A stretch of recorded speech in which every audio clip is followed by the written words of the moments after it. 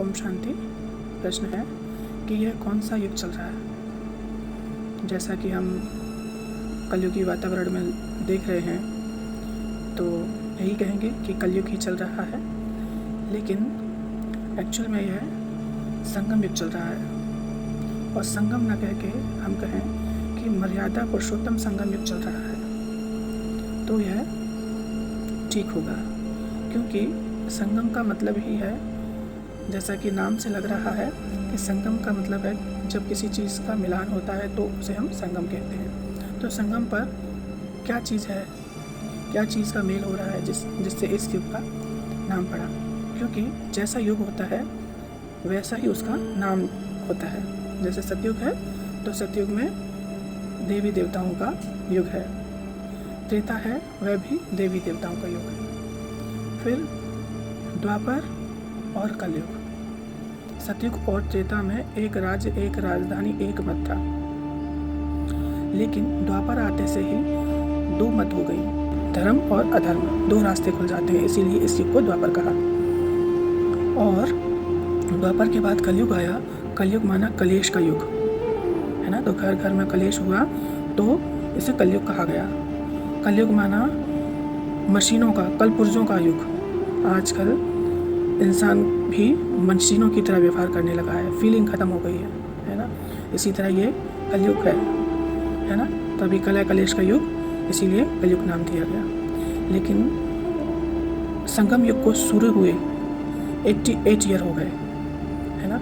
अब इसकी गणना हम कैसे कर रहे हैं कि जब परमात्मा लेखराज दादा के तन में प्रवेश होकर उन्होंने स्वयं आकर अपना परिचय दिया कि मैं परमात्मा हूँ और अब इस धरती पर, अब इस संसार में धर्म की स्थापना पुनः करनी होगी, और उन्होंने आकर अपना उद्देश्य बताया, तो तब से ही संगम युग शुरू हुआ।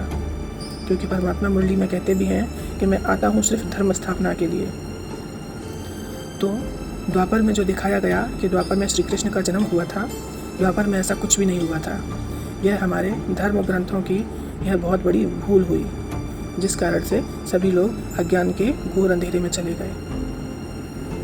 तो अगर द्वापर में श्री कृष्ण आए धर्म स्थापना करने, तो उसके बाद कलयुग नहीं आता, यह इस बात का प्रमाण है।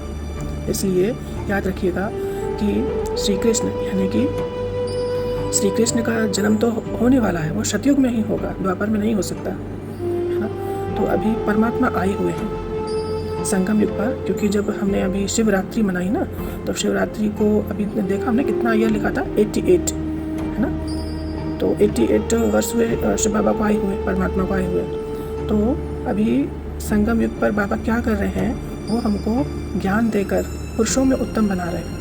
तभी तो कहा ना। और कैसे बना रहे हैं, मर्यादा सहित, मर्यादा पुरुषोत्तम। इसीलिए इस युग को मर्यादा पुरुषोत्तम संगम युग कहा गया है ना।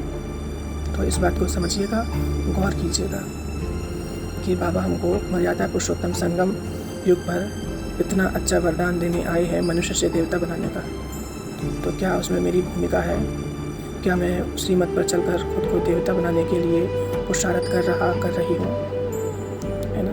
क्योंकि यह बहुत ही भाग्यशाली आत्माएं होती हैं जिनको परमात्मा से पढ़ने का सौभाग्य मिलता है। ओम शांति। Thank you Baba.